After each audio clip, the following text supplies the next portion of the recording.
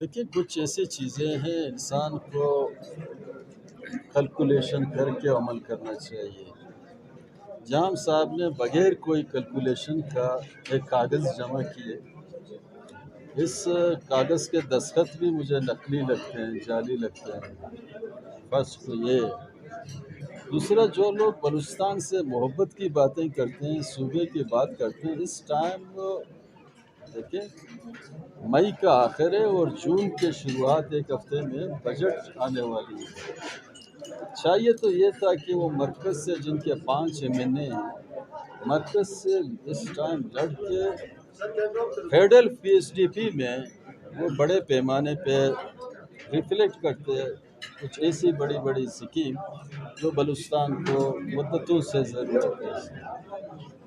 लेकिन पता नहीं किस ख्वाब में माशाल्लाह आ गया, भाई में बासलाहियत है, लिखा पढ़ा है और अपने टीम के साथ कुछ लोग उसके भी हैं।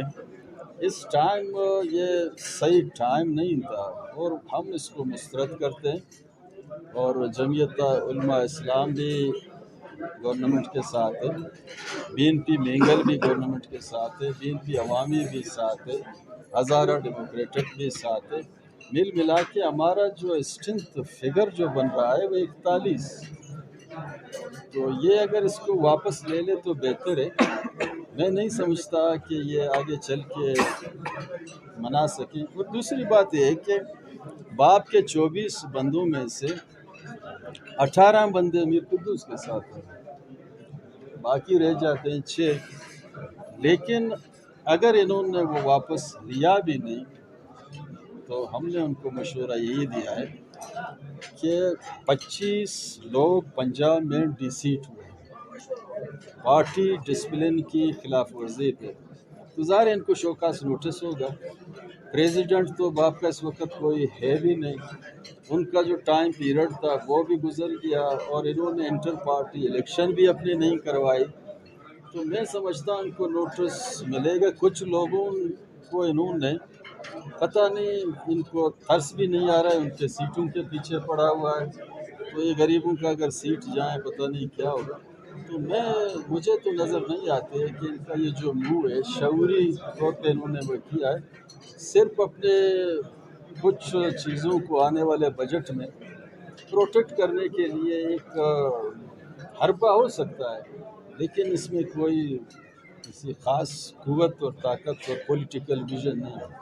अजमेर साहब, एक और चीज, इस वक्त बजट करीब और तहरीक में क्या ये फंड्स की लड़ाई है या हकीकी सियासी लड़ाई है? दूसरी तरफ जाम कमाल का ये भी दावा है कि पार्टी डायरेक्शन जो देंगे वही होगा।